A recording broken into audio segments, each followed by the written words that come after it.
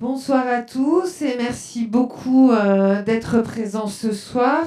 On a donc cette première soirée du semestre. On entame donc cette soirée ce semestre sur une conférence qui a été proposée par Jacques Bergeret, qui se présentera juste après, qui animera la conférence. Et puis, dans le cadre donc d'un partenariat avec le Théâtre de la Manufacture et avec le Centre culturel André Malraux, dans le cadre de leur programmation et des représentations donc, du spectacle D'autres familles que la mienne, que vous avez sûrement ou pas vu, et c'est dommage parce que c'était une sacrée soirée. Voilà, donc je laisse la parole donc, à Philippe Fabry et à Jacques Bergerie. Bien, bonsoir à toutes et à tous, mais il y a surtout des femmes, hein. Je vois qu'il y a assez peu d'hommes. Bien que les questions de petite enfance doivent intéresser autant les hommes que les femmes. Alors, on a le plaisir avec Forum d'accueillir ce soir Philippe Fabry, dans le cadre, donc, comme ça vient d'être dit, d'une approche des questions familiales, partagée avec le Théâtre de la Manufacture du Centre dramatique national de Nancy-Lorraine. Et avec ce spectacle d'Estelle Savasta, D'autres familles que la mienne, fiction qui traite de ce qui a pu amener à faire désastre dans une famille, au point d'impliquer l'aide sociale à l'enfance, mais en mettant l'accent sur la reconstruction, l'espoir et la place de la joie envers et contre tout. Autrement dit, comment faire société? Comment faire famille? Par expérience, nous le savons bien, c'est tout un art. Et c'est encore bien plus difficile quand il s'agit de s'occuper des familles des autres. Pour bonne part, cela légitime la rigueur du professionnalisme. C'est notre sujet de ce soir. Grâce à Philippe Fabry, nous répondons à une triple invitation.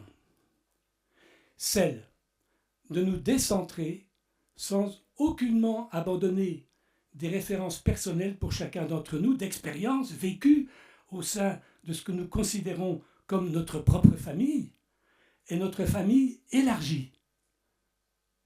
Celle d'accepter de voyager au-delà de notre région pour nous ouvrir aux comparatifs critiques de manière de penser, d'aborder et d'agir dans d'autres régions et pays, dans les incursions d'une société qui s'autorise à faire au sein de la cellule familiale lorsque la sécurité de l'enfant est menacée.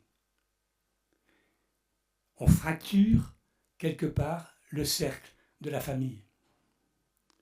Et pour beaucoup d'entre vous, soit que vous opériez déjà dans l'action sociale, soit que vous prépariez à le faire à partir de vos études actuelles, j'ai vu dans les listes d'émargement qu'il y avait beaucoup de JE, eh bien d'accepter de mettre en interrogation des idées reçues, des habitudes qui sont parfois des certitudes, à partir de considérations juridiques, techniques et philosophiques qui requièrent un effort de concentration. Mais qui est Philippe Fabry à côté de moi? Sa formation d'éducateur spécialisé l'a conduit de 1977 à 2002 à exercer pendant 20 ans dans divers établissements et services, foyers d'accueil, d'orientation, maisons d'enfants à caractère social, placement familial, où il s'est passionné pour ce qu'on appelle la clinique, c'est-à-dire l'action réfléchie, évaluée et théorisée en équipe pluriprofessionnelle. En cela, c'est un homme de terrain. Il est aussi un homme de culture, attaché à la formation. D'abord, la sienne. Et chacun doit penser à sa propre formation avant de penser à celle des autres.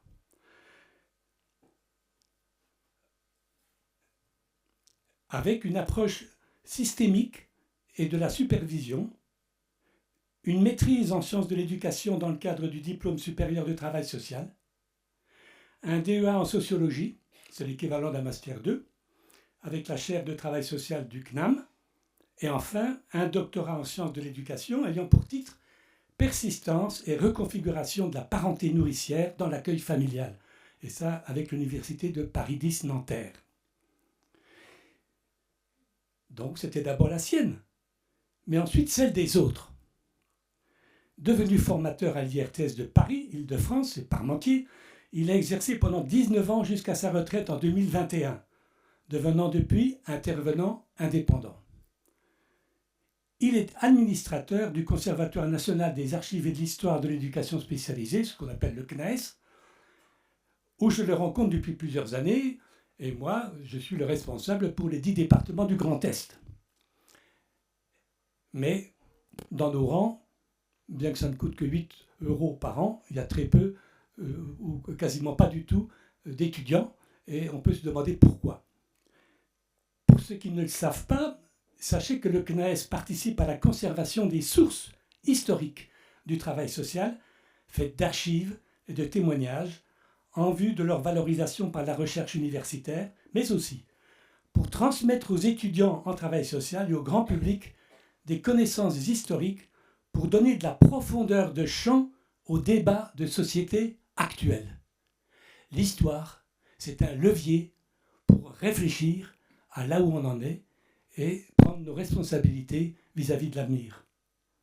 Alors c'est le cas actuellement avec le CNES qui assure la coordination du projet Grand Est, peut-être vous en avez entendu parler, la sécurité sociale à 80 ans en 2025, qui implique Forum IRTS de Lorraine. Et à court terme, je vous invite à venir nombreux aux premières manifestations, le 22 mars à 18 h à Metz, dans les locaux de l'espace Pilate de Rosiers, l'étape Habitat, la conférence gesticulée, danse macabre, et si on rattachait les pompes funèbres à la sécurité sociale. Par Alban Baudouin et Jean-Louis de Saint-Phal, qui sont auteurs du Le coup de la mort. Il y a beaucoup d'exploitation dès que les familles sont dans la fragilité de ce qui leur arrive. Le 6 mai, c'est la deuxième manifestation auquel vous êtes invités, à 20 h, c'est au Caméo à Nancy, c'est gratuit pour les étudiants de l'IRTS. Eh bien, ce sera un débat autour du film La Sociale pour réfléchir à l'histoire de la sécurité sociale et à ce que vous voulez que soit dans l'avenir la protection sociale, adossée ou non à la valeur de solidarité. Il y a tant de gens qui veulent démantibuler la sécurité sociale au profit de systèmes assurantiels. Selon que tu payes, tu as. Les chantiers ne manquent pas.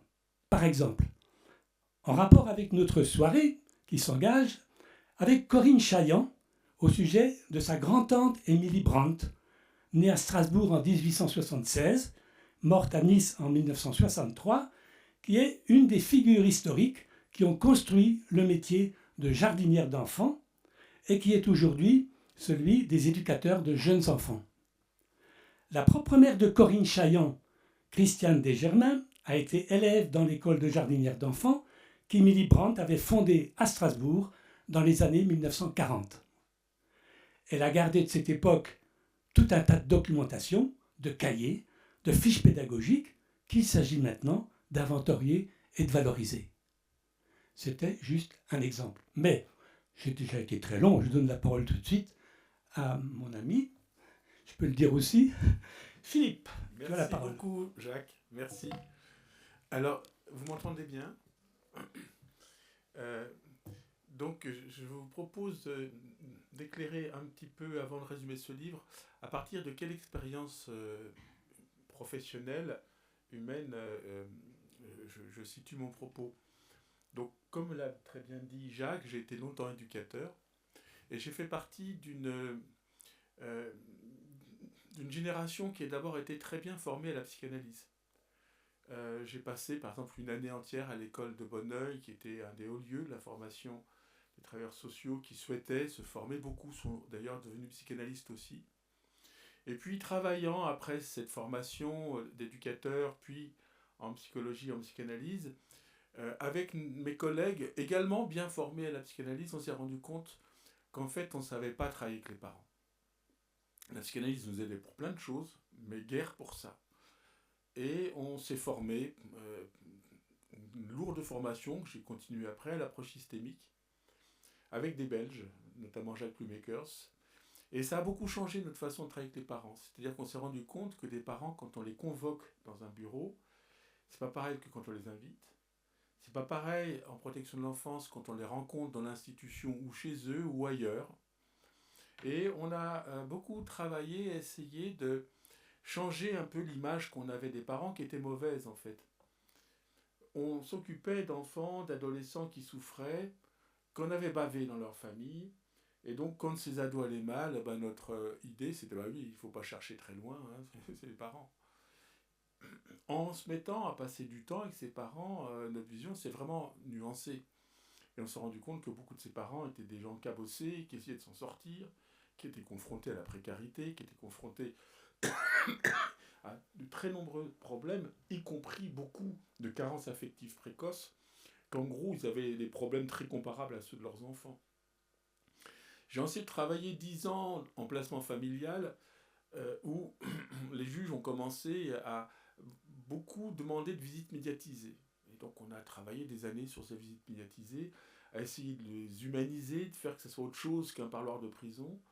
Et puis on s'est rendu compte que c'était en fait une opportunité importante de passer du temps enfants-parents ensemble, ce qu'on ne faisait jamais jusque-là. Et donc j'ai passé des paquets d'heures, parents-enfants ensemble, à découvrir que beaucoup de parents carencés ne savaient pas jouer avec leurs enfants. L'intérêt des jeux, l'intérêt d'activités intéressantes, d'avoir des lieux, une cuisine, d'avoir plein d'activités. Et donc, on a, je dirais, collectivement beaucoup progressé dans ce travail-là. Mais on a aussi rencontré des difficultés importantes, des échecs, je dois le dire. Et ces échecs, c'est que chez certains enfants, plus on travaille avec les parents, plus ça allait mal. Et des enfants allant mal, j'en ai vu des paquets.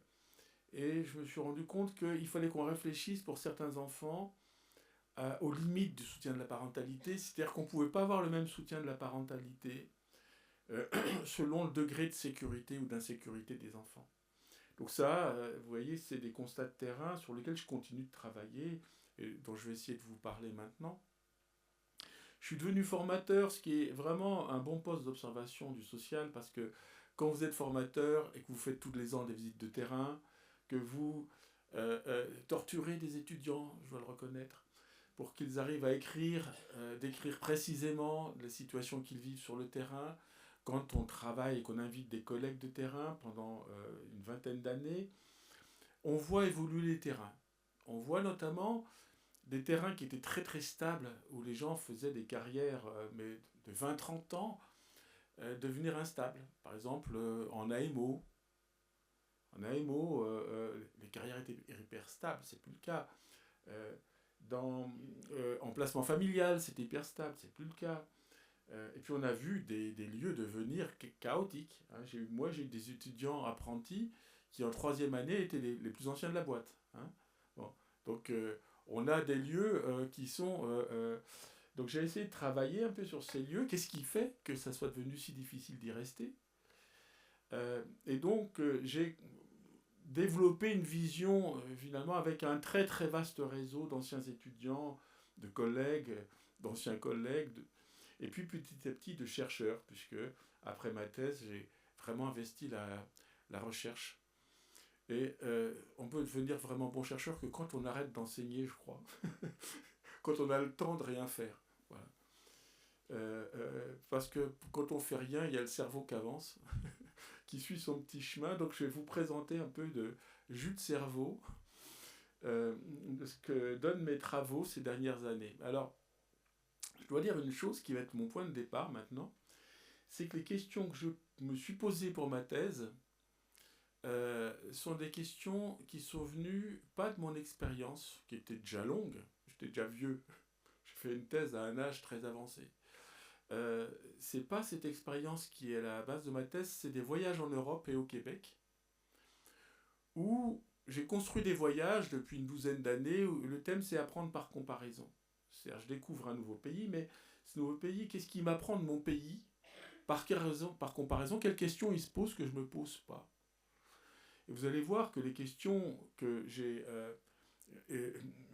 finalement rapportées de mes voyages d'études, c'est pas des petites questions, hein. C'est des questions tellement grandes qu'on se demande, mais finalement, comment ça se fait qu'on peut ne pas se les poser en France? Puisqu'on se les pose partout, ces questions-là. Alors, c'est quoi? Alors, la bonne nouvelle, c'est que répondre à ces énigmes, ça fait de mon livre un roman policier, hein, qu'on peut lire sur la plage. Il y a du suspense. Et donc, c'est quoi ces 3 énigmes? C'est, tiens, après un voyage, 2 voyages, 3 voyages, 4 voyages, 5 voyages, ah ben on serait les seuls à faire ça, nous, en France? Comment ça se fait qu'on peut placer un enfant provisoirement pendant 18 ans? Il y a des enfants, ils sont placés. Moi, je suis allé chercher des enfants à la maternité. Hein. Oui. Ceux qu'on va chercher à la maternité, en général, ils ont le contrat jeune majeur. Donc en fait, c'est pas 18 ans, c'est 21. Pourquoi on peut placer provisoirement toute son enfance des enfants dont on dit, conférence de consensus, que leur besoin numéro 1, c'est un besoin de stabilité affective. Tout le monde est d'accord là-dessus. Conférence de consensus. Accord international sur la question. Hein. On parle dans la théorie de l'attachement et dans les approches écosystémiques de méta-besoins, hein, besoin chapeau qui conditionne les autres. C'est-à-dire besoin de sécurité, compter sur un caregiver engagé de façon inconditionnelle. Pourquoi nous, on tient absolument à ce que ces enfants soient fragilisés par un provisoire qui n'a pas de limite? C'est pas une petite question. Pourquoi je ne me la posais pas quand j'étais professionnel en France? Ensuite, j'ai beaucoup travaillé sur l'accueil familial. Je visite des placements familiaux dans toute l'Europe. J'en visite au Québec. Tiens, comment ça se fait qu'on soit seul pays où ça soit un métier, les autres, ils sont tous bénévoles? Pourquoi on a choisi d'en faire un métier en 77? Pourquoi les autres ne veulent pas que ça soit un métier? Tiens, pourquoi? Pourquoi ces bénévoles en Europe, ils ont tous plus de pouvoir que nos professionnels à nous? D'où la question, pourquoi les familles d'accueil en France ont si peu de pouvoir? J'y reviendrai. Elles ont 4 grands pouvoirs. Être partie prenante juridiquement, c'est-à-dire exister pour le droit. Ça veut dire avoir le droit d'être reçu par le juge, avoir le droit de faire appel des décisions, avoir les transferts d'autorité parentale, avoir le droit légal, comme un proche de l'enfant, de maintenir des liens après l'accueil. Les familles d'accueil n'ont aucun de ces droits. Pourquoi on tient absolument à ce que ces droits qui se traduisent des recommandations du Conseil de l'Europe, qui ont eu un écho partout en Europe, pourquoi nous, on ne l'a pas lu, cette recommandation, pourquoi on n'en a rien fait? Alors je peux vous dire, il y a du travail pour comprendre. Hein. Il y a du boulot. Je vais essayer de vous faire un résumé de ça, mais il y a beaucoup, beaucoup de boulot. Pour ceux qui aiment lire, il y a en ligne une thèse de 450 pages qui rentre dans plus de détails. Et puis ensuite, il y a un deuxième livre un premier livre qui s'appelle De l'enfant placé à l'enfant confié, puis il y a ce livre semi-aimé et semi-abandonné. Donc, c'est un travail de très longue haleine. Hein, ce que je vous présente, c'est finalement, peut-être maintenant, si je compte bien, 12-15 ans de réflexion. Hein, et je continue, en fait, de réfléchir et d'apprendre sur ce sujet, parce que j'ai la chance aussi de travailler maintenant avec des chercheurs voilà, sur lesquels on croise beaucoup de questions, notamment beaucoup de chercheurs québécois avec qui je travaille, mais aussi des Belges, des Suisses, et pas mal de Français. Hein. Troisième question, tiens, je suis la préparation de la loi de 2006 au Québec. Fin 2006, cette loi se met en place, mais il y a 2-3 ans de préparation. Nous, on prépare aussi la loi qui sera début 2007, et j'étudie comment on prépare ces lois au Québec et en France. Et alors, au Québec, ça intéresse tout le monde. Tout le monde. la télé, les journaux, on en a même parlé dans un bus avec le chauffeur de bus, ça intéresse tout le monde. Radio-Canada fait plein d'émissions. Il y a eu presque une passion pour cette loi. En France, s'intéressait qui, la loi de 2007, avant qu'elle sorte? Quelques experts. Donc déjà, je me suis dit, comment ça se fait que ça n'intéresse pas les journaux, à part pour faire quelques scandales en caméra cachée? Je pourrais vous en reparler. Pourquoi ils sont si nuls? Pourquoi ils connaissent si peu ces questions-là? C'est une longue histoire. Les gens sérieux ne s'intéressaient pas aux faits divers, que ce soit pour Le Monde, France Culture, Télérama. Nous, on est dans les faits divers. Bon. Pourquoi un tel désintérêt et pourquoi est-ce que je découvre dans la préparation de ces lois qui se servent depuis des décennies de travaux qui suivent ce que deviennent les jeunes après l'accueil? Il y a des travaux qui remontent aux années 50. Les premières recherches qualitatives remontent aux années 1940 dans le monde anglo-saxon. Nous, la première enquête sur ce que deviennent les jeunes placés, la première grande enquête qui suit 1600 jeunes, qui s'appelle l'enquête ELAP, elle a commencé en 2013. Pourquoi on s'y met 50 ans après les autres? Et ça révèle un délaissement parental massif, j'y reviendrai, mais au sortir de... Quand on est lâché, voire abandonné par maman ASE, eh bien, un jeune sur deux dit « je ne peux pas du tout être aidé par mes parents ». 1 sur 4 dit « je ne les vois plus ». On a des lois là-dessus. Pourquoi ça intéresse personne? Pourquoi on fait comme si ça n'existait pas? Pourquoi on n'applique pas ces lois? Alors là aussi, quelques années de travail. J'ai passé quelques années avec les juristes. Je commence à être publié dans des revues de droit parce que j'ai fait une chose que ne font pas les juristes, enfin pas chez nous, moi. C'est de travailler l'écart entre les lois et leur application. Et j'ai beaucoup travaillé sur l'abandon pour comprendre pourquoi les lois qui concernent l'abandon, qu'on appelle depuis 2016, d'ailleurs même plus abandon, mais délaissement, pourquoi elles sont si peu appliquées. Dans mes calculs pifométriques, sur le long cours, c'est appliqué à 10% des situations. Pourquoi est-ce qu'on ne reconnaît pas qu'un jeune ne peut pas compter du tout sur ses parents? Et on crée une fiction, tant que légalement ils ont l'autorité parentale, eh ben ils sont là. Puisqu'ils sont là pour l'administration, ils doivent bien être là quelque part pour leurs enfants. Pourquoi on ne mesure pas finalement le délaissement et l'abandon? Vous voyez, c'est au cœur de ce livre-ci, cette question-là. Voilà, 3 énigmes.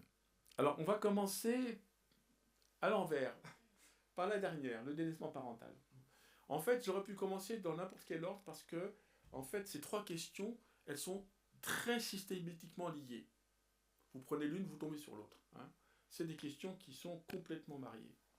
Alors, cette grande enquête qu'on fait 50 ans après les autres, qu'est-ce qu'elle nous dit? Il n'y a que 33%, il n'y a qu'un jeune sur 3 qui a encore ses 2 parents dans son horizon. Il y en a 38% qui ont un seul parent, et puis 23% aucun, mais en fait c'est un peu plus parce qu'il y a 7% qui ne veulent pas répondre. Donc vous voyez, là, on a un délaissement parental massif, mais attention, ça ne veut pas dire que ces jeunes soient tous sans aucun soutien parental. Quand on les questionne, les 1600, ils sont nombreux à dire, maintenant que je n'ai plus l'ASE, je continue à avoir quand même des proches de ma famille. C'est 41% des jeunes, c'est pas beaucoup quand même. Enfin, 41% nous disent, moi dans ma sphère familiale, alors pour 30% de 41%, allez, on fait les calculs, c'est pas beaucoup, il y a les grands-parents. Alors déjà, c'est quand même tellement faible qu'on peut se dire, qu'est-ce que ça affaiblit les placements de longue durée, les liens transgénérationnels? Quand 4 x 3 12, il y en a que 12% qui continuent de dire, moi, je peux vraiment compter sur le soutien de mes grands-parents. La fratrie, 17%, c'est encore plus faible. On voit, les liens de fratrie sont vraiment très très affaiblis. Les oncles et tantes un peu moins, enfin ça reste quand même 46% de 40%, enfin ça veut dire à peu près 20% des jeunes disent je peux compter, si j'ai un problème, sur un oncle ou une tante. Ils sont 59%, surtout ceux qui quittent l'accueil familial au sortir de l'ASE, qui disent moi, ma famille d'accueil, elle continue de m'aider. Je peux continuer de compter dessus comme figure parentale. Et puis, beaucoup, beaucoup moins les travailleurs sociaux. 17% de 59%, vous voyez, c'est pas énorme, hein, qui vont dire, bah oui, moi, mon éducateur, mon psy, le directeur du foyer, la maîtresse de maison, oui, bah, ils continuent, moi, je les appelle, ils me donnent des conseils, pour moi, c'est un soutien. Et puis, vous avez tout un bloc, là, des petits pourcents, mais cumulé, ça fait quand même quelque chose. C'est des proches, en fait, les parents de ma petite copine ou de mon petit copain, des amis de parents, des parrains marraines, des gens qui viennent du monde du sport, de l'école. Bon. Donc au total, si je résume cette première partie, cette question du délaissement parental, c'est vraiment une question sociale majeure. Pourquoi ? Parce que c'est dans la tranche d'âge 18-25 ans qu'il y a maintenant les plus grandes injustices sociales en France. C'est là qu'il y a les plus grandes inégalités entre ceux qui ont un triple soutien familial, affectif, financier, très concret, et puis ceux qui ont un soutien affectif, mais qui parents sont tellement précaires qu'ils ne peuvent pas du tout les aider, ça n'empêche pas de s'aimer. Hein. Bon. Mais surtout ceux qui ont aucun soutien financier, concret, affectif. Hein. Ou alors qui sont obligés de vivre ensemble dans les plus mauvaises conditions. Hein. Bon. Donc là, il y a vraiment une proportion. Je sors toujours ma science pifométrique parce que je la trouve finalement pas si mauvaise. Je dirais, la proportion de jeunes de la protection de l'enfance qui, à la majorité, ne peuvent pas compter sur l'aide de leurs parents, elle est importante, mais il n'y a pas que les jeunes de la protection de l'enfance. Dans mes calculs, il y a à peu près 10% des jeunes qui doivent faire sans soutien parental dans la société. Ça, on le retrouve dans tout un tas de travaux sur l'insertion des jeunes, hein, bon, que je n'ai pas le temps de résumer ici, mais si ça vous intéresse, sur le site internet que j'ai indiqué, que je vous montrerai à la fin, beaucoup de travaux là-dessus. J'ai mis l'adresse d'un site internet où c'est un vieux site pas beau, mais il y a à peu près 500 entrées dedans, c'est bourré de contenu. Hein.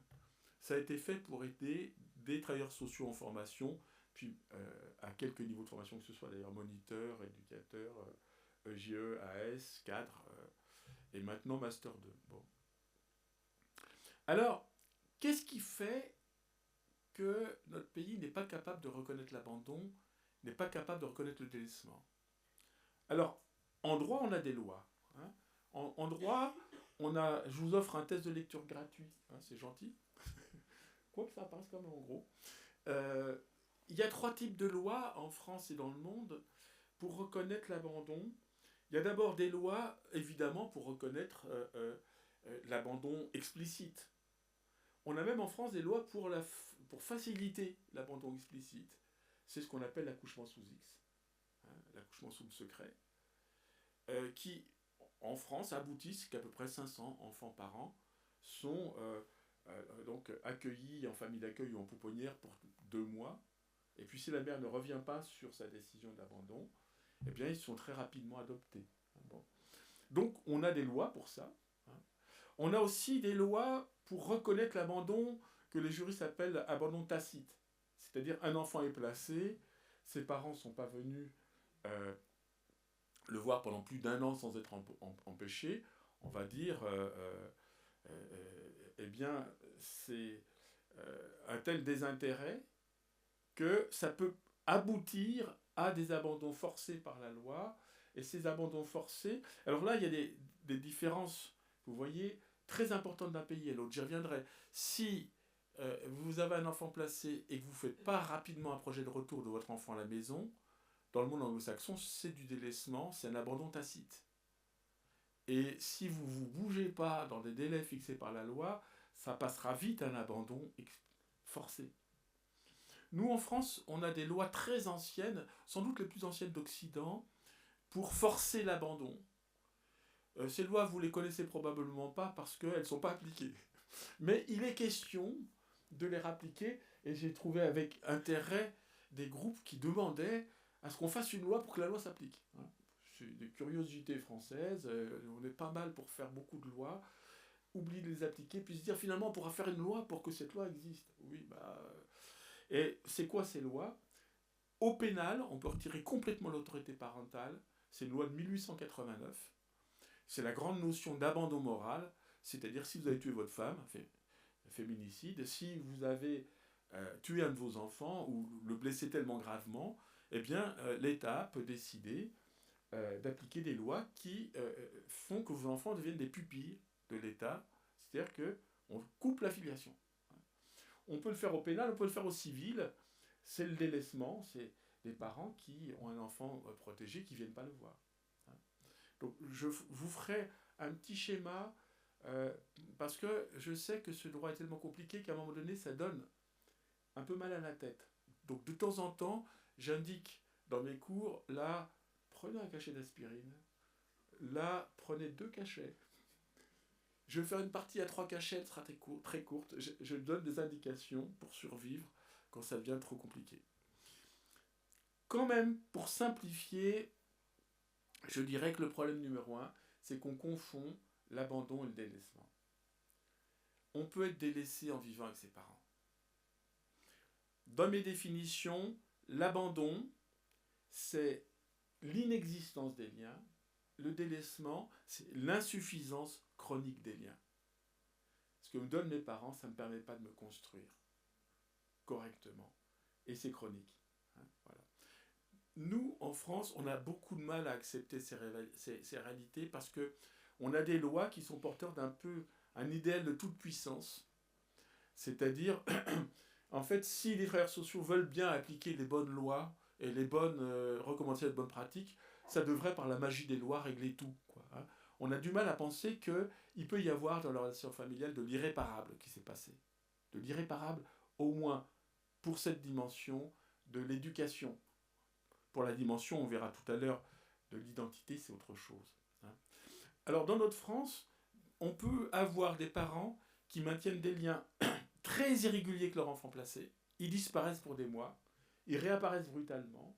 Il n'y a rien de pire pour un enfant. On peut se reconstruire après un abandon, mais l'abandon qui se joue, qui se rejoue, qui s'annule, qui se rejoue, c'est désastreux pour les enfants. Ça donne des mômes dans des états, je peux vous dire, ils ne peuvent pas faire de racines parce que ce fonctionnement est prévu pour qu'ils n'en fassent pas. Et donc, ce qui se passe en France, qui est unique au monde, c'est que ces parents peuvent venir très irrégulièrement, disparaître, revenir, sans du tout perdre aucun droit. Ils conservent l'intégralité de leur autorité parentale. C'est peut-être parce qu'on en a fait un totem sacré, l'autorité parentale.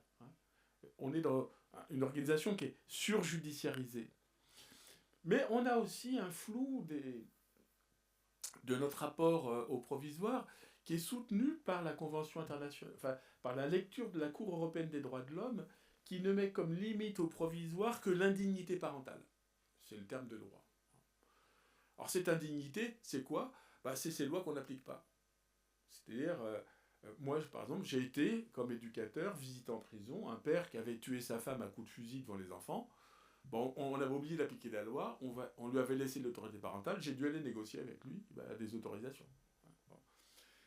Donc on a tellement peu appliqué que ce que nous dit la Cour européenne, la seule limite au provisoire, la seule chose qui peut empêcher un projet de retour, c'est qu'on applique des lois disant oui, on ne peut pas faire un projet de retour parce qu'il y a indignité. Comme on n'applique pas ces lois, il y a déjà cette limite qui n'existe pas. Mais on a quand même un loup. C'est le grand texte qui définit comment on doit protéger les enfants quand ils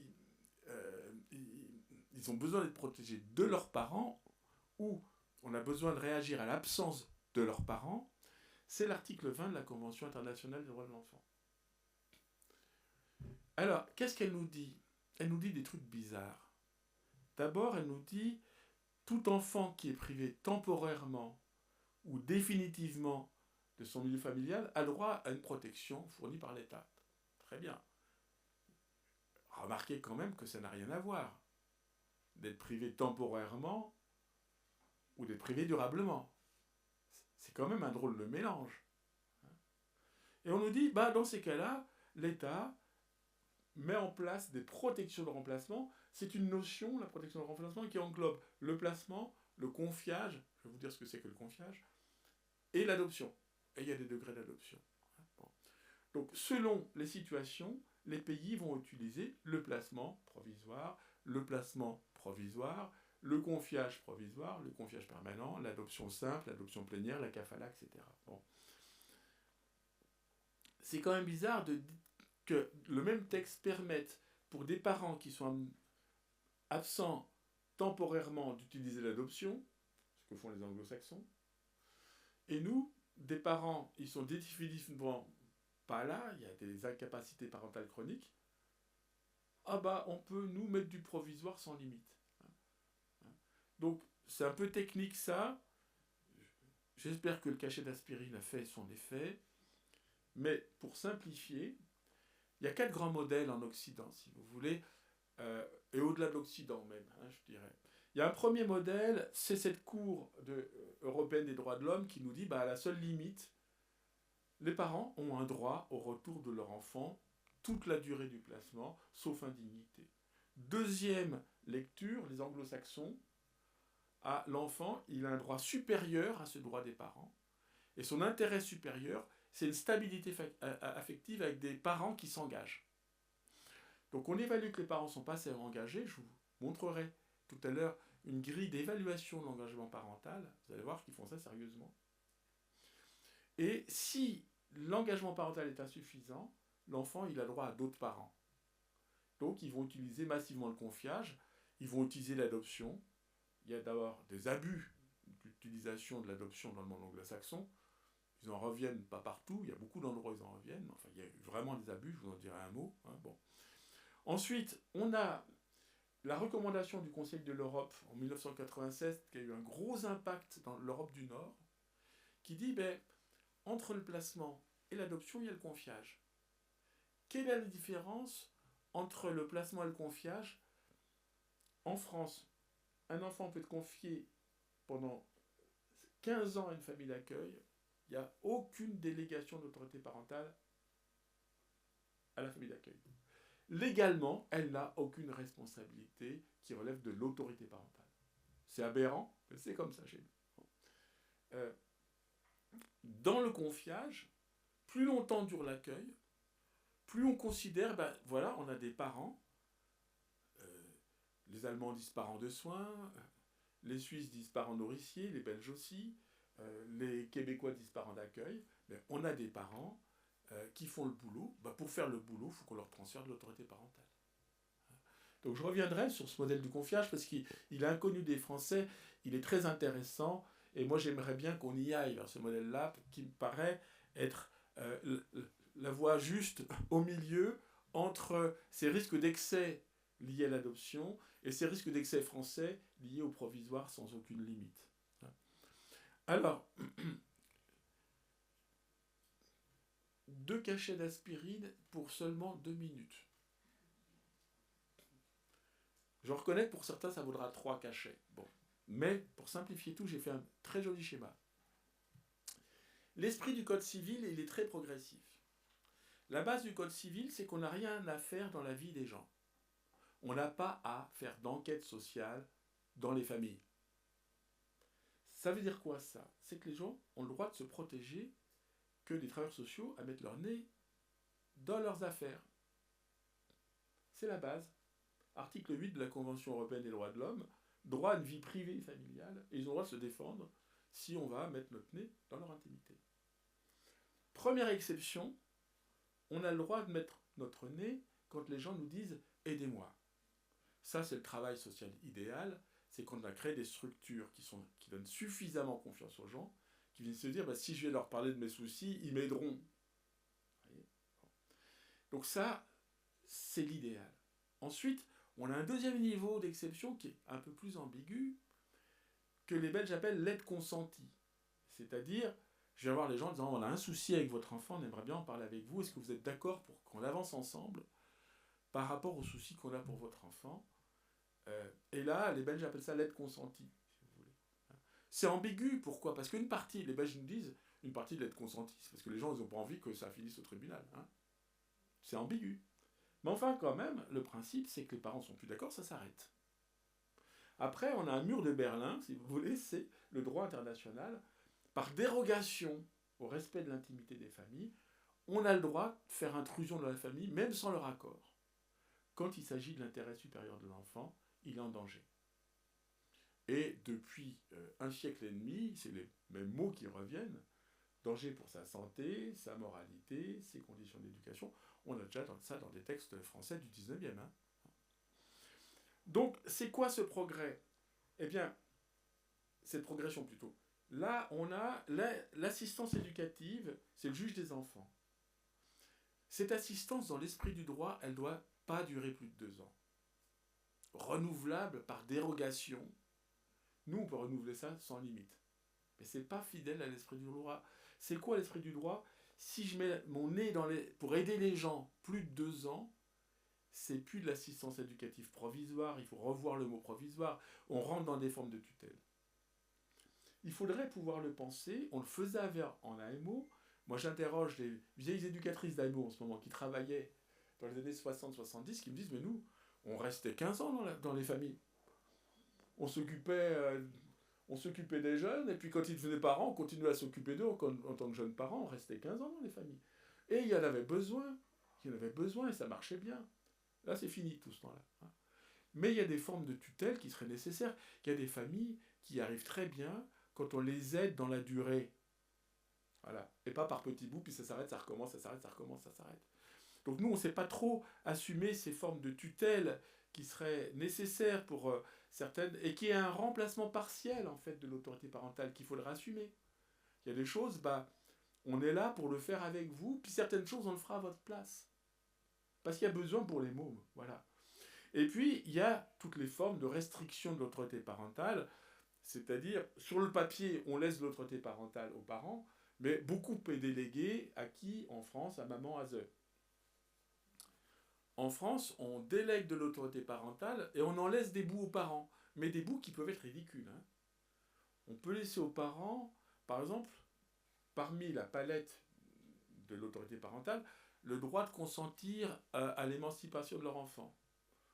Le droit de consentir à son mariage en majorité. Ah oui, ça c'est important. Hein. Ça risque d'arriver. Hein. Bon. Et pendant ce temps-là, tout le reste est délégué à l'ASE. Donc on va voir, c'est un problème important qui est cette façon française qu'on a quand on retire de l'autorité parentale aux parents. C'est la DAP, délégation d'autorité parentale, ça peut être la tutelle accordée à l'ASE, ça peut être carrément le retrait, l'enfant devient pupille, et là, toute l'autorité parentale, c'est l'ASE avec un conseil de famille. C'est quand même bizarre de confier de l'autorité parentale à des institutions. Pour moi, parentale, ça renvoie à des humains, des parents. Pourquoi on n'arrive pas, quand il y a une DAP, une tutelle, un pupille, que le temps qu'on fasse ou non un projet d'adoption pour les pupilles, on ait de l'autorité parentale qui soit transférée aux familles d'accueil? Eh bien, le droit français ne le permet pas parce qu'il est trop compliqué. 3e cachet d'aspirine. Si vous avez des problèmes de sommeil, vous lisez ces schémas et tout est réglé. Hein.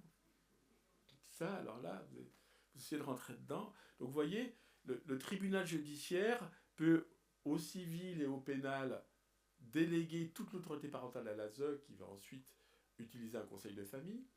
Le juge des tutelles peut faire une délégation parentale à l'ASE. Le juge des affaires familiales peut faire une délégation à l'ASE.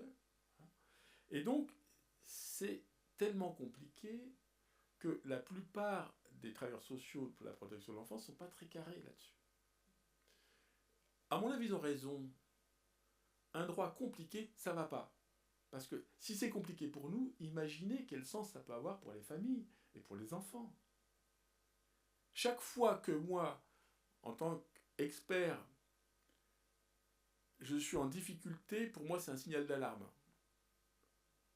J'ai d'abord la culpabilité, t'es pas un bon expert, bon ça c'est normal, hein. Tout le monde traverse ça. Bon. Puis ensuite je me dis, oh, c'est peut-être que c'est trop compliqué.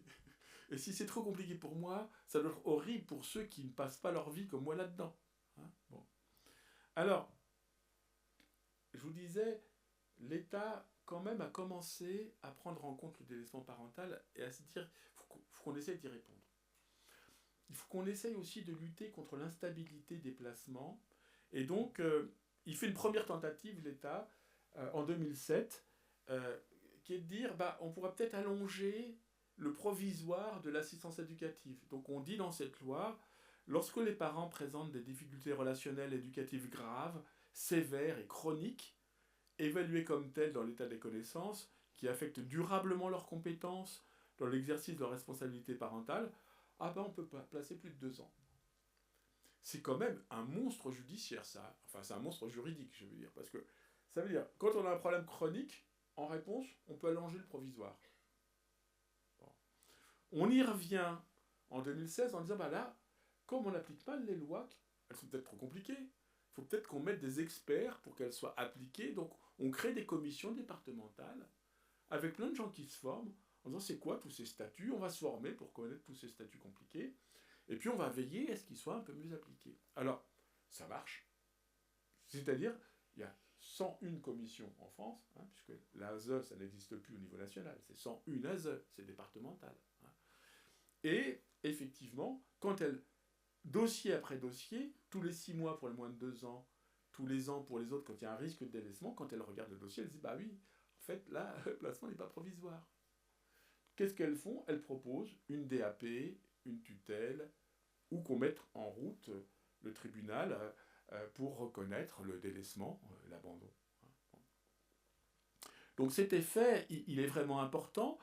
Bizarrement, alors qu'on augmente le nombre d'enfants confiés à l'ASE, à maman ASE, le nombre d'adoptions diminue. Ça se croise. Ça veut dire quoi? Ça veut dire qu'en France, on ne veut pas utiliser l'adoption en protection de l'enfance. On l'utilise évidemment pour les 500 parents qui sont abandonnés dès la naissance de façon explicite. Mais pour les autres, il y a une résistance culturelle de tout le système. Alors, avant de passer à ma dernière partie, moi je critique beaucoup le système français parce que, d'un côté, oui, c'est vrai qu'on a des placements plus stables quand il y a des délégations à l'ASE. Les pupilles, c'est plus stable. DAP, c'est plus stable. Les tutelles, c'est plus stable. Ok, mais quel est le prix de cette stabilité? Qu'est-ce que ça devient quand les jeunes arrivent à 18 ans, 19 ans, 20 ans? On a retrouvé à la rue d'anciens jeunes pupilles qui ont eu des placements très stables. Eh oui. Qu'est-ce que ça devient, cette stabilité, quand l'ASE a finalement s'est décrété, maman ASE, ben cette mère, elle a du mal avec les plus de 18 ans, c'est tout ce que je peux vous dire. Hein. Bon, ça dépend des départements. Il y a des départements, comme le vôtre, je crois, où il y a eu beaucoup de progrès de fait, et il est même question d'aider jusqu'à 25 ans certains jeunes, il y a eu beaucoup de progrès. Mais l'inégalité de ça en France est effrayante. Hein, effrayante. Hein. Et là, les associations d'anciens enfants placés repèrent à des papes, dans des collectifs comme Cause Majeure, dont je fais partie, font remonter de tout le pays, ben, je peux vous dire que la loi Taquet qui interdit les mises à la rue, les départs sans solution, elle n'est vraiment pas appliquée partout. Hein. Vraiment pas. Hein. Bon. Donc, la majorité, c'est souvent le révélateur d'une stabilité fictive. Quand stabilité, il y a eu. Parce que, petit rappel, dans l'enquête ELAP, la moitié des jeunes ont connu plus de 3 placements, 9% en ont connu 4, 17% 5 et plus, et pour certains, on ne peut plus les compter. Et qu'est-ce qu'on constate? C'est que ceux qui sont le moins aidés, à partir de 16 ans, il y a 2 grands types de parcours, si vous voulez, en protection de l'enfance. C'est ça que montrent ces travaux. Il y a les parcours assez protégés des jeunes qui jouent le jeu, qui ont compris l'importance d'être protégés, ou qu'on doit demander à être protégés, ou qui sont dans des placements très stables. Et puis, il y a le parcours cabossé de ceux qui ne jouent pas le jeu. En gros, ceux qui vont le plus mal. Et bien, ceux qui vont le plus mal, eux, je peux vous dire, ils payent cher ce système. Hein. Ils payent cher. Parce qu'ils se retrouvent dans des vulnérabilités dès 16-17 ans, parfois avant, qui sont assez dramatiques. Et donc, je travaille pas mal, j'allais vite là-dessus pour ne pas perdre ma fin. J'ai peut-être fait un peu trop de diapos. Eh bien, il y a un sacré délaissement institutionnel. C'est-à-dire quand on interroge les jeunes sortis du système, ils peuvent vous dire ben moi, je comptais sur mon éduquin, mais quand je suis parti, il ne m'a plus jamais appelé. Moi, ma famille d'accueil, j'y étais bien. Ben, j'ai dû partir très rapidement. Et puis depuis, je galère. Hein. Je vais revenir là-dessus tout à l'heure. Hein. Alors, comment font les pays du Nord dans le modèle du confiage? Ben déjà, ils ont pris appui sur cette recommandation du Conseil de l'Europe pour donner 4 grands droits dont je parlais tout à l'heure en famille d'accueil. Je les rappelle rapidement. Hein. Être juridiquement partie prenante. Ce n'est pas le cas des familles françaises. Elles ne sont jamais reçues par le juge. Légalement, elles ne sont pas partie prenante. Pouvoir faire appel des décisions, mais c'est énorme. Énorme. Dire à l'autorité de tutelle, je ne suis pas d'accord avec vous, votre projet de retour, il va trop vite, le môme, il ne va pas bien, vous ne l'avez pas assez écouté, il faut revoir ça avec un autre juge. C'est quand même de sacrées garanties de stabilité. Obtenir des délégations d'autorité parentale, qu'est-ce que c'est important pour les mômes? En France, les mômes placés, à l'école, il y a marqué « enfant placé ». C'est horrible. Horrible. Ils sont toujours dans l'attente d'une signature qui doit venir de ci, qui doit venir de là. On a transformé des actes de la vie quotidienne en actes non usuels pour lesquels il faut sans arrêt des signatures. On institutionnalise, on bureaucratise la vie de ces mômes, on les maltraite. Voilà. Et donc, en réaction à ça, on a dit, mais pour l'intérêt même des mômes, il faut qu'il y ait des délégations. Et puis, le droit de maintenir les accueils, c'est quand même un minimum, quand vous avez vécu ensemble des années, de se dire, il s'est quand même passé quelque chose entre nous. Hein. Dans la loi belge, elle nous dit, après 1 an d'accueil, entre parents nourriciers, c'est le terme légal, et enfants accueillis, des liens d'attachement sont censés être noués, après 1 an d'accueil. Et donc, ça donne des droits aux parents d'accueil. C'est à cause de cet attachement qu'il y a ces droits. Et c'est à cause de la protection de ces liens qu'il y a ces droits. Nous, on fait comme si ça comptait pour du beurre. Alors, là, schéma, zéro cachet d'aspirine, c'est des schémas que je chéris. Et je vous les montre. Qu'est-ce qui permet de concevoir qu'on puisse avoir une pluriparentalité et pas comme l'obsession d'une majorité de Français, cette obsession qu'on appelle l'exclusivité du lien de filiation, un enfant ne doit avoir qu'un père et qu'une mère. Dès qu'il y en a d'autres, c'est tout de suite chez nous la rivalité. Hein. Il y a eu un projet de loi il y a 15 ans pour donner des lois aux beaux-parents. Oh, la manif pour tous. Hein. Les parents sociaux, ça n'existe pas. C'est-à-dire que ce qu'on donnerait à la belle-mère ou au beau-père, on le pique au père et à la mère. On est enfermé dans un modèle de rivalité qui est effrayant, surtout quand on compare à l'international. Hein. Mais chez nous, c'est d'une force terrible. Alors que les anthropologues qui étudient comment les enfants peuvent être élevés par plusieurs parents dans de nombreuses cultures et à très grande échelle. On a des continents en Afrique, en Amérique du Sud, où vous avez des proportions d'enfants qui sont élevés par d'autres que leur mère et leur père, qui sont énormes, jusqu'à 1/3 des enfants. Ils circulent par l'alliance, ils circulent par le confiage. Chez nous, ils circulent par la carence. Hein. Ça crée des différences idéologiques très importantes. Hein. Alliance, pluriparentalité, carence, rivalité. Hein. Donc, alors c'est quoi ces axes parentaux? Esther Goudy nous dit, dans toutes les cultures, il y a toutes les époques, on a ces 5 rôles. Le premier rôle, c'est concevoir et mettre au monde. Un enfant peut être en difficulté parce que avant même d'être né, parce que la façon dont il est conçu pose problème à son père, à sa mère, aux grands-parents, à sa culture. Par exemple, vous avez des cultures traditionnelles où si l'enfant il vient d'une union hors mariage, ou d'une union, quelqu'un qui n'est pas de la même religion, ou d'une union, pas la même race, etc., on peut vous dire, avant même d'être né, compliqué. Hein. Voilà. Il y a des enfants qui naissent, il y a 20 personnes autour du berceau, il y en a d'autres, la mère, elle a caché sa grossesse. Hein. Bon. Donc ça, si vous voulez, c'est des questions identitaires majeures pour les enfants. Majeures. Surtout pour les adopter. Ensuite, donner une identité à la naissance. Combien d'enfants j'ai vu souffrir quand ils découvrent qu'ils n'ont pas été reconnus? Quand ils comprennent ça. Quand ils découvrent, ah oui, j'ai été reconnu par quelqu'un, mais quand il a quitté maman, il a dit, je suis plus le père. Ou la mère a dit, t'es plus le père. J'ai assisté à une visite médiatisée comme ça. Une femme disait au père qui a reconnu l'enfant, t'es plus le père. Bah pourquoi? J'en ai trouvé un autre. Bon, elle était un peu déficiente, mais bon. il a fallu gérer ça. Une autre fois, elle est venue en disant à l'enfant, en fait, ton père, c'est ton papy. Ça n'a pas été plus simple. Bon.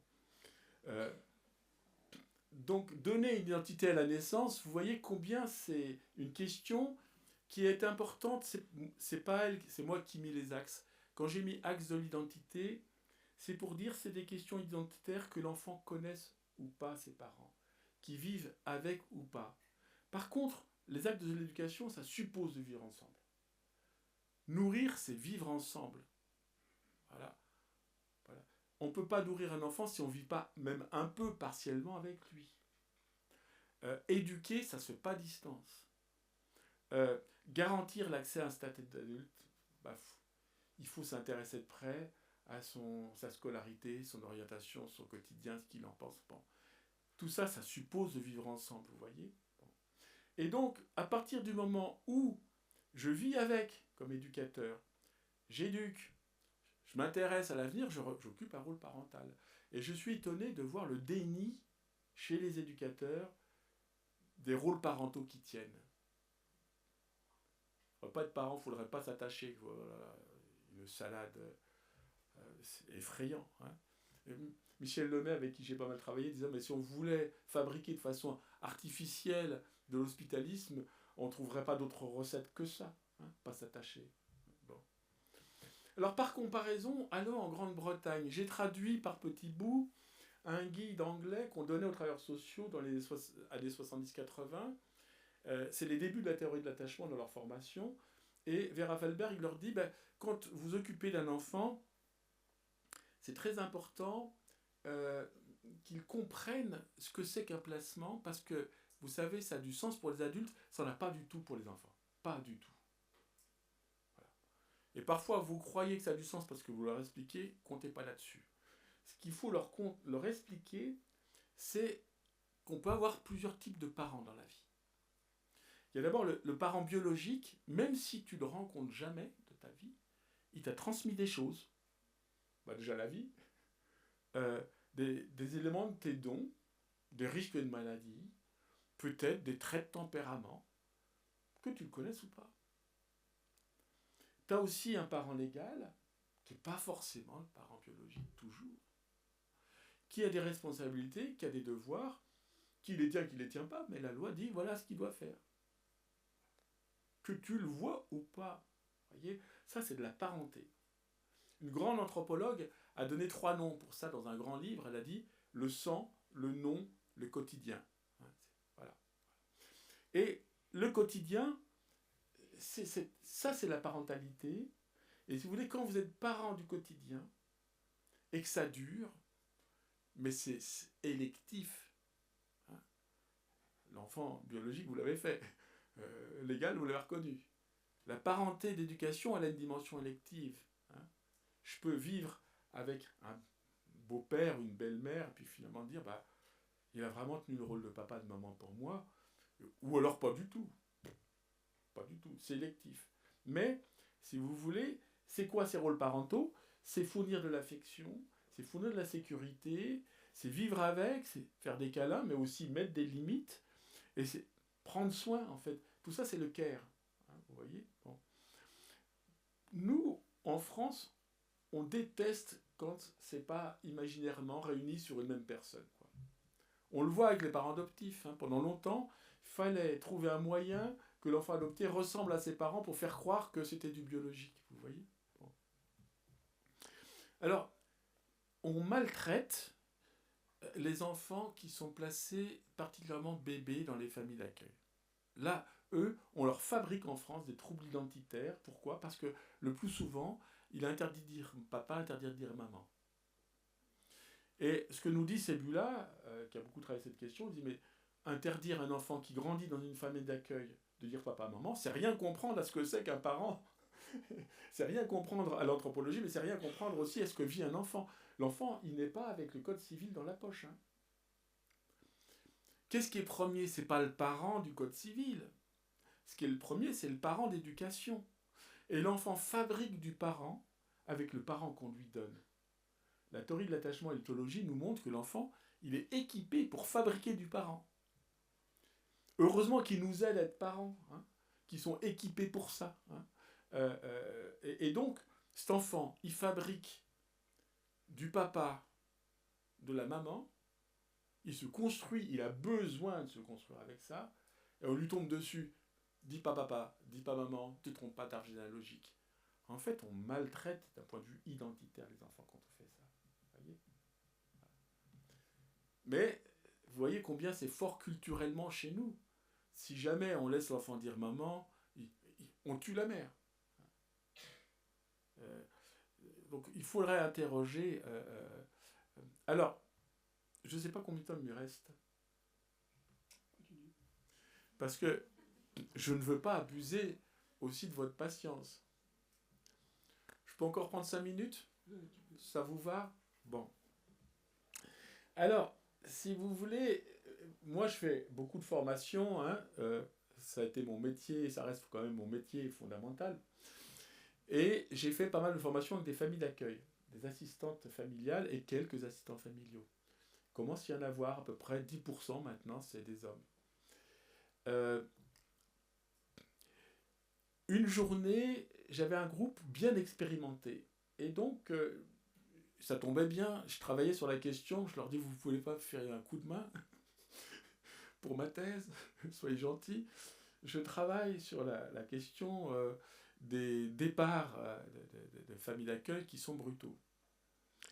Et il est apparu qu'avec la dizaine d'assistantes familiales que j'avais avec des femmes ce jour-là, elles avaient toutes connu des départs brutaux, ou quand c'était pas brutal, des départs dont elles pensaient qu'ils étaient vraiment défavorables aux enfants.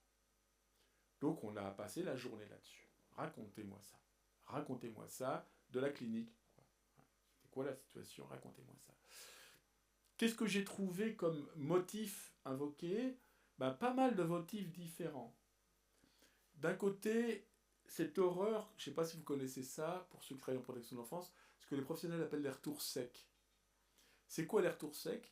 C'est que l'ASE va préparer le retour dans la famille, mais le juge, le jour même pendant l'audience, dit « L'enfant va bien, il n'y a plus de danger, retour ».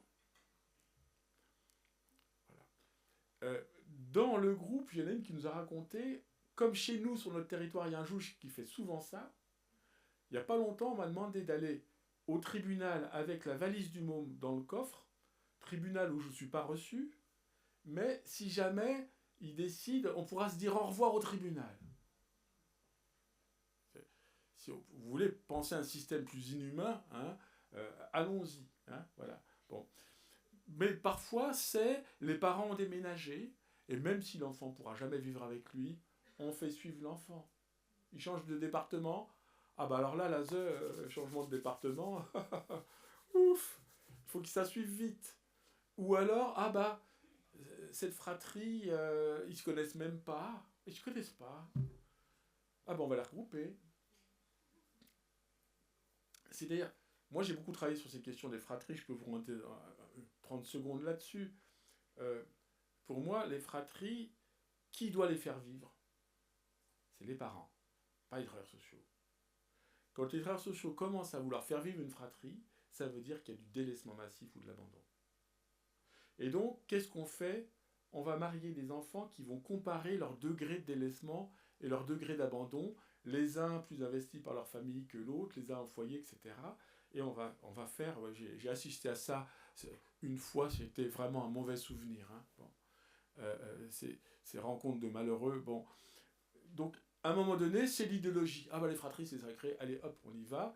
Et on va avoir un petit qui avait trouvé sa sécurité dans la famille d'accueil, qui doit se retrouver dans un foyer au village d'enfants parce que son projet est devenu secondaire par rapport au projet idéologique de la fratrie. Bon.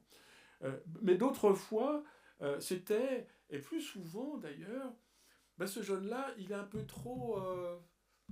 il est pas assez dégourdi, hein. Il faudrait quand même, il est un peu trop confortable dans sa famille d'accueil. Il faudrait qu'il s'autonomise. Et donc on fait quitter les jeunes de la famille d'accueil alors qu'on a plein de travaux qui nous montrent que quand ils restent jusqu'à la fin du contrat de jeune majeur, leur avenir est bien meilleur. Vraiment, bien meilleur. Cette stabilité de ces années-là leur profite à vie. Ben non. Eh ben non. Moi j'ai même vu à un moment donné, ça m'a fâché, hein, un département qui voulait créer un projet exprès pour ça, un foyer qui accueillerait les jeunes qui quittent leur famille d'accueil pour s'autonomiser dans un projet. voyez? Donc, si on avait des droits accordés aux familles d'accueil, est-ce que vous pensez qu'elles laisseraient faire? Là, elles ont le droit de se taire. Alors, qu'est-ce que on pourrait, pour conclure, qu'est-ce qu'on pourrait faire pour mieux savoir cette question essentielle pour les enfants, est-ce qu'un placement il est provisoire ou il ne l'est pas? En 2006, j'étais frappé, avant la loi, au Québec, elle était fin 2006, moi j'y étais début 2006, avant la loi, toute une partie de la loi était déjà absorbée par les professionnels parce que ça avait fait tellement consensus que tout le monde l'avait acquis, c'était le rapport au temps de l'enfant, c'est pas le rapport au temps des adultes. Donc on doit faire des durées de placement dont la durée maximum dépend de l'âge des enfants. Au Québec, par exemple, un enfant qui est de moins de 2 ans ne peut pas être placé plus d'1 an. Et pendant cette année, on doit faire 2 projets de vie. Projet préférentiel, soutenir à fond les parents pour qu'ils puissent revenir à la maison. Mais on n'y arrive pas, on a travaillé un plan B. Parce qu'on ne va pas le laisser des années dans le provisoire, ça l'abîmerait. S'il a entre 2 et 6 ans, 18 mois maxi. Et pendant ce temps-là, il faut vraiment qu'on soutienne les parents pour mesurer 2 choses.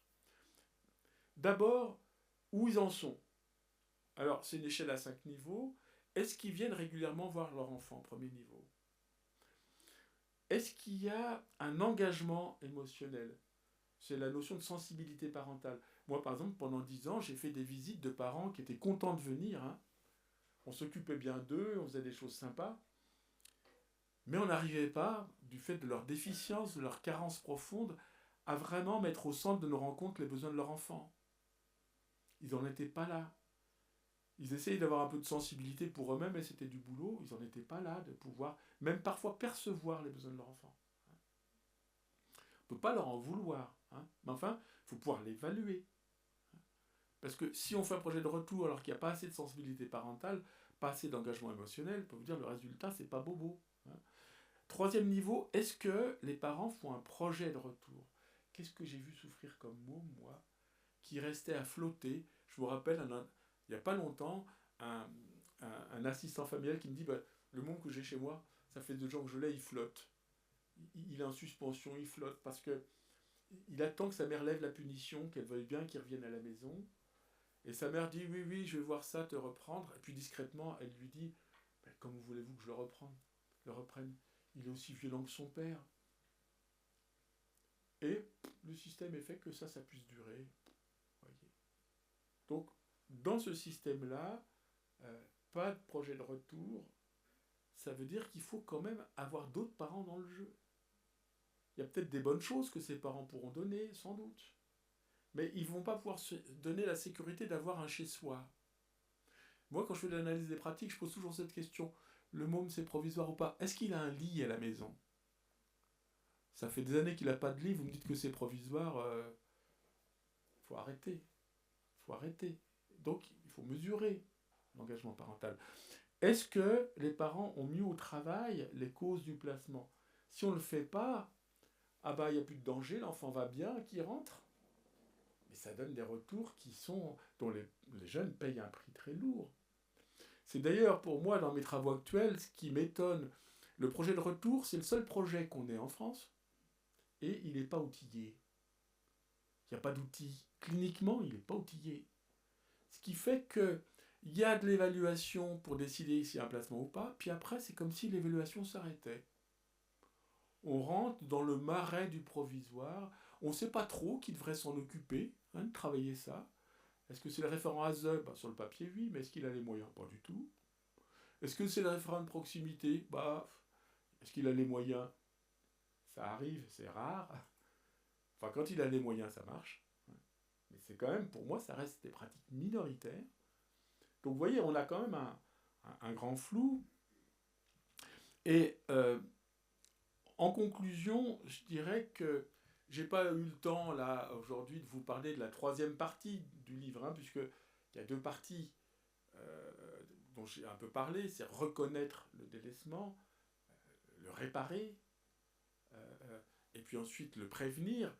Bon, dans le prévenir, je pense que déjà, si on arrêtait le placement et qu'on soit capable de passer du placement au confiage, ce serait déjà un immense progrès. Hein, un immense progrès.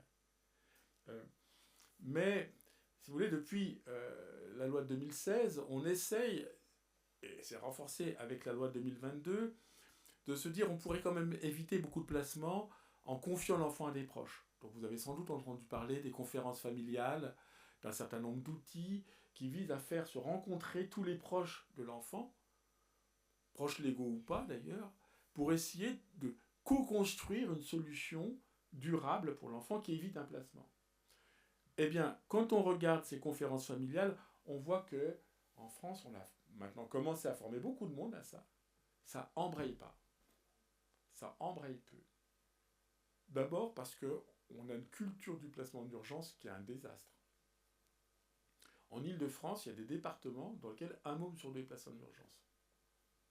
Alors, je peux vous dire, l'évaluation qui n'est pas faite du fait de l'urgence, elle n'est pas faite après.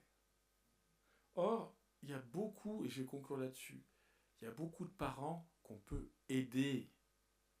Il y a beaucoup de retours qu'on pourrait réussir. Il y a beaucoup de parents, ils ont besoin de coaching parental. Ils ont besoin qu'on... Et là, j'ai la chance de participer à un mouvement en ce moment qui s'appelle l'intervention relationnelle, qui nous vient du Québec, dans lequel on fait un soutien, mais vraiment massif aux parents. Hein. Donc je vous le dis en 2 minutes conclusives. Qu'est-ce qu'on fait ? D'abord, on a des grilles d'évaluation du développement où on sait de quoi on va parler avec les parents dans le quotidien de leur enfant par tranche de 3 mois, les 2 premières années, puis par tranche de 6 mois. Qu'est-ce que c'est faire un enfant qui va bien quand il a 2 ans, 3 mois ? Et votre enfant, on en est où ? Et on donne des cours d'éducation familiale sur les besoins de l'enfant. Ensuite, on fait des jeux, parce que ses parents, on leur tombe toujours dessus sur ce qui cloche. Là, on va essayer de les prendre par ce qui va bien. Donc on essaye de trouver un moment de jeu, le plus sympa possible, on le filme, et ensuite, on fait de la rétroaction vidéo, on va travailler 1 heure sur le film, apprendre aux parents à décrypter les signaux que l'enfant envoie. Et notamment, tous les signaux positifs qu'il envoie aux parents. On commence par ça. Puis après, on va travailler les signaux où le mot montre de l'insécurité. Insécurité que le parent capte mal et qui va très souvent attribuer à ce mot « me cherche ». C'est souvent quand les parents veulent mettre des limites qu'il y a les pires maltraitances. Hein. C'est là que ça dérape. Hein. Bon, réfléchir aux attributions. Par exemple, récemment, dans un groupe de travail, une maman disait « Moi, quand mon enfant faisait des crises à se rouler par terre dans le magasin, je l'aurais découpé en rondelles. Je l'aurais découpé en rondelles. Ça chauffait à la maison, hein, ça chauffait dur, hein, c'était dangereux. Hein. On était en danger, hein, tous les deux. Hein, parce qu'il renvoyait une image de mauvaise mère de moi que je ne supportais pas. Et puis j'ai pris les cours, on a travaillé, et puis du coup, je me rends compte, en fait, c'est pas qu'il me cherche, c'est que c'est de l'insécurité.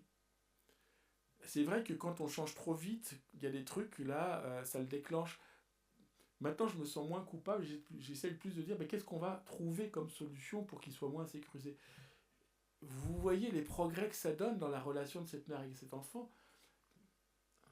Et ça, c'est quand même le bien le plus précieux, qu'on améliore ces relations-là. Et donc, en conclusion, je vous dirais, je trouve que cette culture surjudiciarisée et cette culture du placement, il faut vraiment qu'on mette un gros point d'interrogation. Je vous remercie.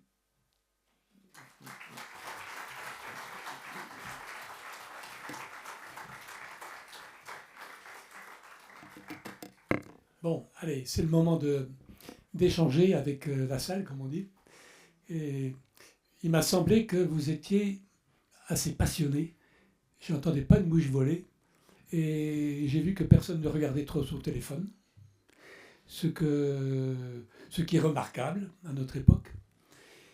Donc, je suis d'accord avec toi, j'ai un truc pour mesurer ça. Oui. J'ai un truc de vieux formateur. C'est quand les gens écoutent avec les yeux. Alors, et là, il y avait beaucoup de gens qui écoutent avec les yeux. Donc ça, pour moi, c'est toujours un bonheur. Alors, on a démarré avec un quart d'heure de retard. Mais je pense qu'en général, ça se termine vers 20h. Les réunions, c'est ça, 20h, un peu plus.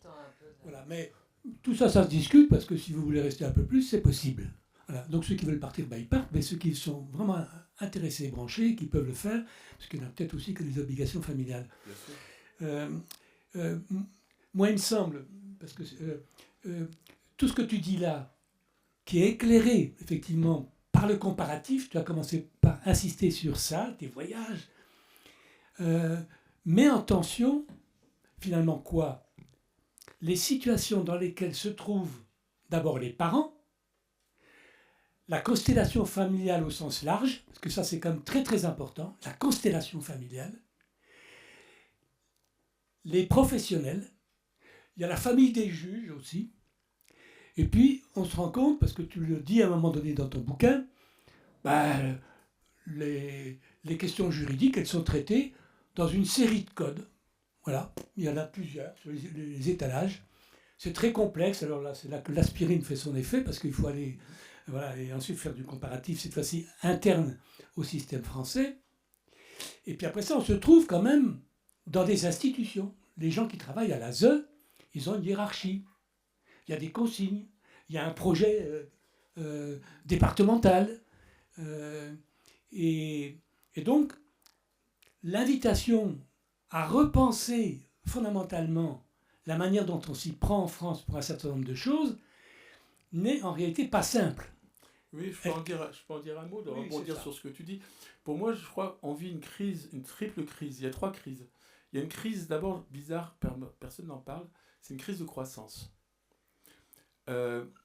Si vous voulez, le système est saturé par le nombre de situations, et du coup, on ne perçoit pas qu'on est quand même passé en 15 ans d'1 million d'intervenants sociaux à 1,4 million.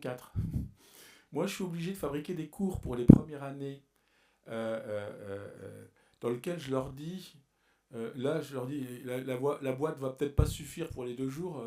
Est-ce que vous savez ce que c'est qu'un CARUD, un SAMSA, un XAPA, un CAMS, un IEM? Et je leur fais une liste comme ça. Je leur dis, c'est dommage si vous ne savez pas, parce que tout ça, c'est des lieux de stage intéressants pour vous.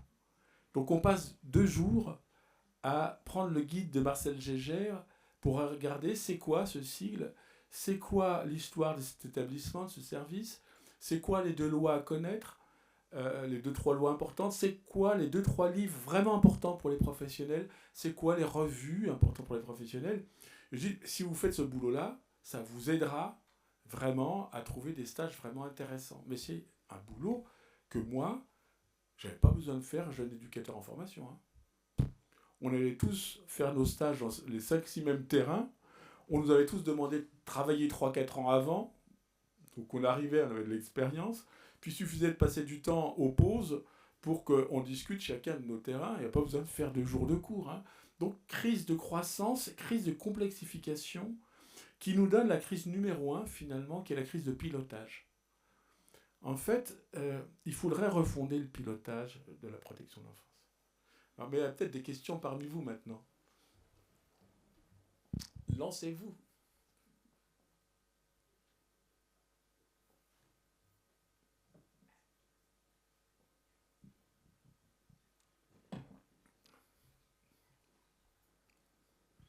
Moi, je poserais bien une question aux professionnels qui sont là, pas aux étudiants, aux professionnels qui sont là. Il y en a peut-être peu, mais il y en a.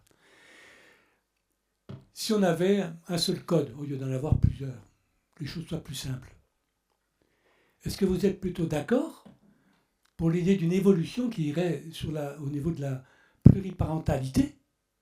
Est-ce que vous seriez d'accord pour assumer une part de la parentalité à partir du moment où vous pourriez l'exercer? C'est ma question.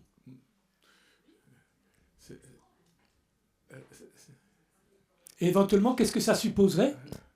Est-ce que vous pensez que c'est quelque chose qui est très éloigné ou qui est de l'ordre du possible? Quel est le chemin qu'on pourrait prendre pour aller dans ce sens-là, de manière pratique?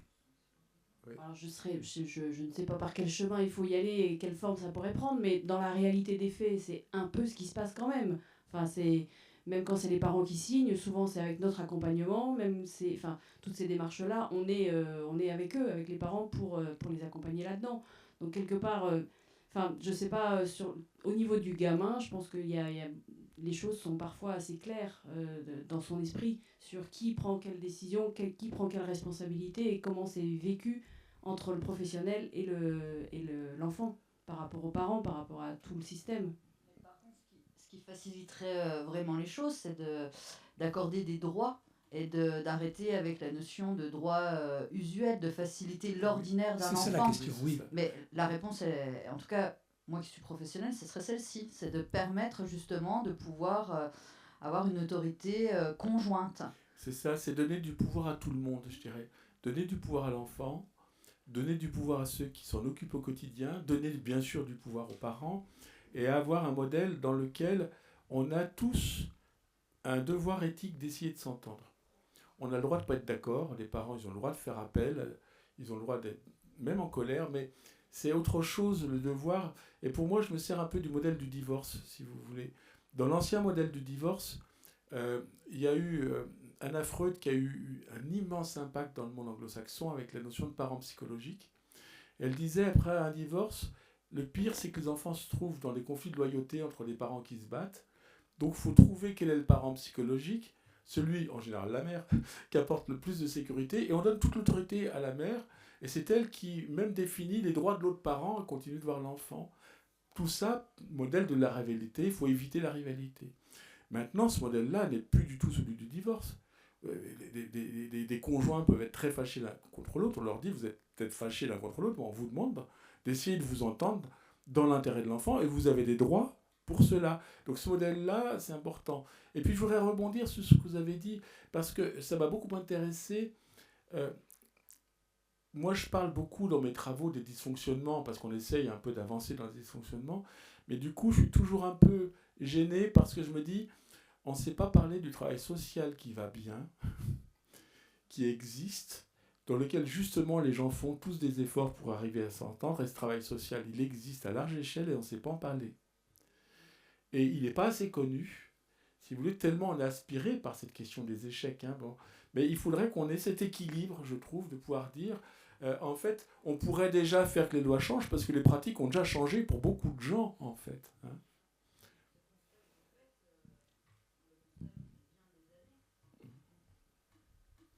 Oui, oui.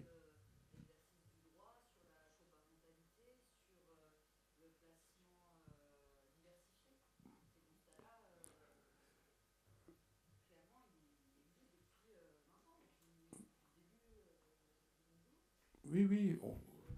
Des accueils séquentiels, ça marche, mais il y en a tellement peu. Voilà. Donc c'est vraiment je pense, refonder, c'est pouvoir repenser la progressivité des situations, parce que même quand un parent a des troubles tels qu'il ne peut pas du tout élever son enfant durablement, des incapacités parentales chroniques, ça existe, on doit quand même travailler avec ce parent sur l'axe de l'identité. Moi, j'ai vu des belles choses là-dessus, notamment deux parents très, très, très cabossés qui aiment leurs enfants et qui ne comprennent pas pourquoi ils n'ont jamais pu les élever. Je pense qu'ils comprendront en fait jamais. Ils ont eu 4 enfants, chacun dans des couples séparément, avant de se mettre ensemble. Ils n'ont jamais pu élever aucun de ces 4 enfants qu'ils avaient eu de leur côté. Ils en ont fait 4 ensemble qu'ils n'ont pas pu élever. Bon. Et l'assistante familiale s'entend bien avec eux alors qu'ils sont extrêmement fâchés contre le service, voleurs d'enfants, etc. Oui, mais l'assistante familiale, elle leur donne des nouvelles. Elle envoie des photos. Et elle les a aidés vraiment sérieusement, avec l'accord du service, sur l'axe de l'identité. Pourquoi ? Parce qu'elle leur a dit, mais vous savez, vos 2 petits derniers, ils y comprennent rien au nom que vous utilisez quand vous parlez des autres enfants. Parce que eux, les demi-frères, les frères, les quasi-frères, ils sont mélangés, ils ne comprennent rien. Est-ce qu'on ne pourrait pas faire un arbre généalogique ? Et puis ensuite, elle s'est rendue compte qu'avec Facebook et les réseaux sociaux, elle pouvait être en contact avec l'ensemble des demi-frères. Et puis ils se sont mis à envoyer des photos, puis à prendre des nouvelles, et de temps en temps. Et alors tout d'un coup, les mômes, ils ont commencé à comprendre au niveau de l'identité ce qu'ils fabriquaient là, quoi. Voilà, il y a une famille, les parents n'ont pas pu élever, mais ils ont quand même des demi-frères, etc. Et un travail comme ça, c'est remarquable. Ce qui est remarquable, c'est qu'elle a pu le faire, c'est que c'était soutenu par le service, qui a compris intelligemment que c'était pas mal de faire avec le clivage des parents. Ils sont de mauvais objets, ok, mais ça permet que l'assistante bon objet puisse tranquillement travailler au bénéfice des enfants. Ça roule. Une intervention. je pense qu'au niveau légal, il y a ce qui imprègne encore beaucoup la loi aussi, ce sont les sacro-saints liens biologiques, hein, le retour à la mère, le retour à la famille, etc., qui est toujours finalement considéré par pas mal de juges, d'institutions aussi, comme l'évidence. C'est-à-dire que c'est ça qu'on travaille, c'est dans ce sens-là qu'on travaille. C'est un peu un axiome de base, on va dire. Et moi, je me souviens d'une conversation que j'ai eue avec un père qui disait, à propos il était beau-père, en fait, d'un enfant. Et en l'occurrence, il était en train de sortir de sa vie. Et il parlait de sa maman, qui était très défaillante. Et qui disait, de toute façon, c'est sa mère, il faudra qu'elle le reprenne, etc. Et il a besoin d'elle. Et moi, je lui ai dit, je me souviens de ses yeux ronds, quand je lui ai dit, je me suis autorisée à lui dire, non, en fait, il a besoin d'un adulte aimant, disponible, continu, stable. C'est de ça dont il a besoin. Il n'a pas forcément besoin de Madame Untel, qui est sa maman et qui l'a mis au monde. Et je l'ai senti un peu ébranlé et surpris, mais il avait l'air de... il tombait de la lune, en fait. Oui, et je comprends parce que... Voilà. Mais c'est culturel, chez nous, c'est très répandu quand même. Et chez les juges plus qu'ailleurs. Pourquoi ? Oui. Alors, un obstacle, si vous voulez, c'est qu'on a un double pilotage justice-ASE. On pourra peut-être conclure là-dessus d'ailleurs. Il y a un double pilotage qui fait que le code de l'action sociale et de la famille donne des missions à l'ASE qui ne sont pas données dans le code civil aux juges des enfants. Par exemple, une mission fondamentale depuis 2007, c'est une nouvelle mission, la 6e mission de l'ASE, qui est de protéger et soutenir les liens de l'enfant avec d'autres que ses parents dans son intérêt supérieur. Comment l'ASE peut-elle mettre ça en musique si pendant ce temps-là, le juge fait des retours secs ? Vous voyez ? Dans la plupart des pays du Nord, il y a une loi qui est que si vous avez suivi un enfant en AMO, en placement, il quitte l'AMO, il quitte le placement, vous avez un budget pour le suivre encore pendant 6 mois pour accompagner la transition. Chez nous, ça s'arrête du jour au lendemain. J'ai visité il y a quelques temps une pouponnière à Bruxelles. Ils travaillent au projet de vie. Pas mal d'enfants vont être durablement placés en famille d'accueil, mais on accompagne le fait que les parents restent dans ce projet-là. Mais une minorité bien soutenue arrive à ce que, malgré les problèmes, quand un bébé est placé, c'est que les problèmes ils sont majeurs. On peut quand même faire un retour. Eh bien, quand il y a un retour, pendant 6 mois, l'éducatrice, la puéricultrice référente et la psychologue continuent le travail mené à la pouponnière au domicile des parents. C'est pareil, ça devrait être dans la loi, parce que c'est des périodes de fragilité pour les enfants, les transitions. Moi, j'ai utilisé un outil que je conseille à tout le monde dans la clinique, un outil tout simple, c'est une ligne de vie. Combien de fois l'enfant a changé d'écosystème ?